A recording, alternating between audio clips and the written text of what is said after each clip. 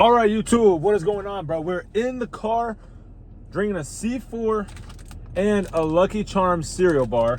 I'm about to hit the gym.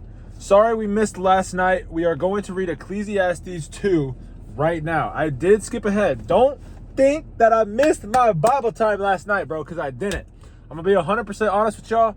Me and my girlfriend got in an argument when I got home. Not a big argument, nothing crazy, but I just was not in the mood to film a YouTube video because the energy was just not going to be there. So that is why we missed last night. But I did end up reading chapter 2, 3, and 4, bro. So we got 3 chapters in last night. W Bible time. Shout out God, bro. I want to start this video off with a prayer, though. Just want to say, bow your heads. Dear God, thank you for everything that you have done for me. Thank you for putting me in this position to be able to make this YouTube video right now, to be able to speak to these people, Lord. I pray that you speak through me. I pray that anything in this Bible that you want me to take and learn, Lord, I pray that you make it clear and you give me wisdom and understanding. Lord, I just pray for a good day today. I pray that you can help me stay healthy and just keep me safe, Lord. And I pray that you can watch over anybody watching this YouTube video right now. I pray for them, Lord, anything they're going through. I pray that you can work in their lives. But God, at the end of the day, I just want to be grateful and just say thank you for putting me in the position that I'm in right now. Even though if there's things that I want in life, things that I feel like are going wrong or nothing's happening the way I want it to happen, I just want to be grateful and just say thank you for putting me on this earth and the plan that you have for me, Lord, I know is great. And just thank you for everything. In Jesus' mighty name, I pray, amen. All right, so let's get into chapter 2, the futility of pleasure. I said to myself, come on, let's try to pleasure. Let's look for the good things. Okay, this is Ecclesiastes, by the way, chapter 2. Let's look for the good things in life. But I found that this too was meaningless. So I said, laughter is silly. What good does it do to seek pleasure? After much thought, I decided to cheer myself with wine. And while seeking wisdom, I clutched at foolishness. In this way, I tried to experience the only happiness most people could find during their brief life in this world. I also tried to find meaning by building huge homes for myself and by planting beautiful vineyards. I made gardens and parks, filling them with all kinds of fruit trees. I built reservoirs to collect the water and irrigate my many flourishing groves. I bought slaves, both men and women, and others were born into my household. I also owned large herds and flocks. And, bro, I'm not going to lie. This C4's kind of got me cracked out. I'm trying to read, but I feel like I'm on crack. I also owned large herds and flocks, most than any of the kings who had lived in Jerusalem before me. I collected great sums of silver and gold, the treasure of many kings and provinces. I hired wonderful singers, both men and women, and had many beautiful concubines. I had everything a man could desire. So I became greater than all who had lived in Jerusalem before me, and my wisdom never failed me. Anything I wanted, I would take. I denied myself no pleasure. I even found great pleasure in hard work, a reward for all my labors. But as I looked at everything I had worked so hard to accomplish, it was all so meaningless, like chasing the wind. There was nothing really worthwhile anywhere. Bro, that's the first part of this chapter. There's actually a second and a third little section. But what really stood out to me is when I was reading this, it says in there that he was trying to I also tried to find meaning by building huge homes for myself and planting beautiful vineyards and stuff like that, right? Chat, I'm in the works of building my second house right now. If y'all don't know, my dad is a builder. So I'm in my first house right now, but we're finalizing the floor plan for my second house. And I'm thinking like, okay, I want to do this, and that. We have a year till this house is going to be done. So we need to think about all these things, right? And I'm so caught up in like, oh, in a year from now, my house is going to be so cool. Like I'm doing an RV garage so I can have the home gym and then I can put a golf simulator in the garage. And I'm like so focused on how my life is going to be in a year and what I can do in a year. And all these things are going to be so cool in a year once I have this, once I have that. But bro, that doesn't matter. What matters today is right now. What am I doing right now? And that really spoke to me whenever I was reading this passage. because I've been caught up in building like this big house, this beautiful home is going to be awesome, blah, blah, blah. And I was like, dang, bro, that really hit. So I like that part. All right, going on to verse 12, the wise and the foolish. So I decided to compare wisdom with foolishness and madness. For who can do this better than I? The king, I thought. Wisdom is better than foolishness, just as light is better than darkness. For the wise can see where they are going, but fools walk in the dark. Yet I saw that the wise and the foolish share the same fate. Both will die. So I said to myself, since I will end up in the same as the fool, what's the value of my wisdom? This is all so meaningless. For the wise and the foolish both die. The wise will not be remembered any longer than the fool. In the days to come, both will be forgotten.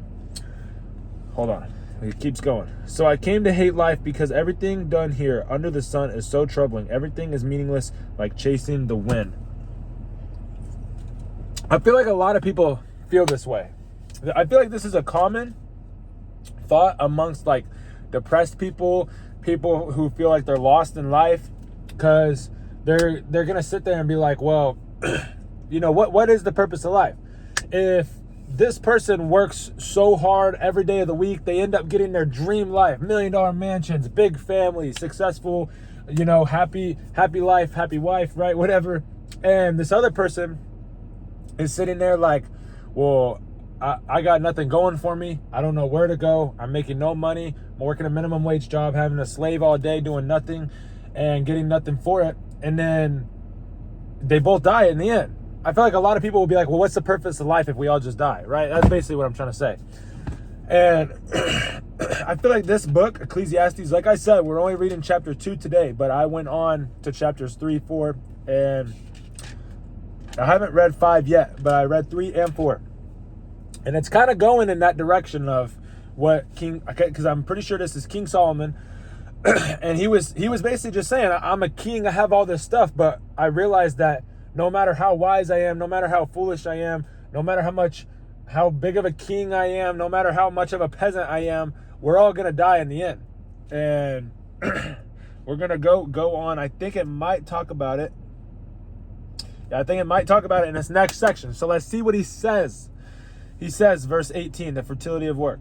I came to hate all my hard work here on earth, for I must leave to others everything I have earned. And he's saying, I have came to hate all my hard work, because if I work so hard, like I'll use my dad as an example, because it is a prime example. My dad came from pretty much nothing. They had no money growing up. He had a few brothers, right? He built everything that he has, and he's pretty successful. I'll admit, I look up to him in many ways, and he's very successful in what he does. And King Solomon is kind of saying like if I built all this up, for example, my dad's in real estate. He probably has a bunch of, let's just say he has like 30 rental houses or something, right? I have no idea how many, but my dad's built he has all these rental houses now. He built his house, which is a really, big house with a pool and everything. And he's basically saying, why would I work so hard to build all these things up for the past 10 years if I just have to pass it along to somebody else when I die? Like what's it worth to me, So I come to hate all my hard work here on earth, for I must leave to others everything I have earned. And who can I tell whether my successors will be wise or foolish? Yet they will control everything I have ever gained by my skill and hard work under the sun. How meaningless. Like, imagine my dad being like, bro, I'm going to have to give all this stuff to my kids, me and my sister and my stepbrothers. And who's to know how foolish they're going to be with it? Who's to know if they're going to do any good? How meaningless is that? That's basically what King Solomon is saying. He said, so I gave up in despair, questioning the value of all my hard work in this world. All right, pre-workout's kicking. Some people work wisely with knowledge and skill, then must leave the fruit of their efforts to somebody who hasn't worked for it. This, too, is meaningless, a great tragedy. So what do people get in this life for all their hard work and anxiety? Their days of labor are filled with pain and grief. Even at night, their minds cannot rest. It is all meaningless. And then he proceeds to say, so I decided there is nothing better than to enjoy food and drink and to find satisfaction in work. Then I realized that these pleasures are from the hand of God, For who can eat or enjoy anything apart from him? God gives wisdom, knowledge, and joy to those who please him. But if a sinner becomes wealthy, God takes the wealth away and gives it to those who please him. This too is meaningless, like chasing the wind. So he's still stuck in that thought of life is meaningless, but he does go on in the next few chapters, I think, to kind of tell you the purpose of life pretty much. And it gets good. So stay tuned for the next ones. But I do like how he says, I decided there is nothing better to do than enjoy food and drink and to find satisfaction in work. Then I realized that these pleasures are from the hand of God. For who can eat or enjoy anything apart from him? Basically, what I took from that is there's no reason to do anything in life apart from God, because he's the reason that we're here. He has the ultimate plan for us. And obviously, there's just no reason to do anything apart from God. That's why I might as well pray about getting a good workout in. I might as well pray that the golf video that I'm about to edit for my other YouTube channel, hey, God, help me with editing this video. Like everything you do in life, ask for God's help. Ask him to guide you. And don't even ask for him to help you with your stuff. And I need to get better at this too. Ask God to help you realize what you need to do in his plan. Where do you fit in God's plan? How can you work in God's plan, not your plan? Facts, bro. All right, I'm going to finish this. Eat this. And then I'm going to get a good workout. I'll see y'all tomorrow. Subscribe.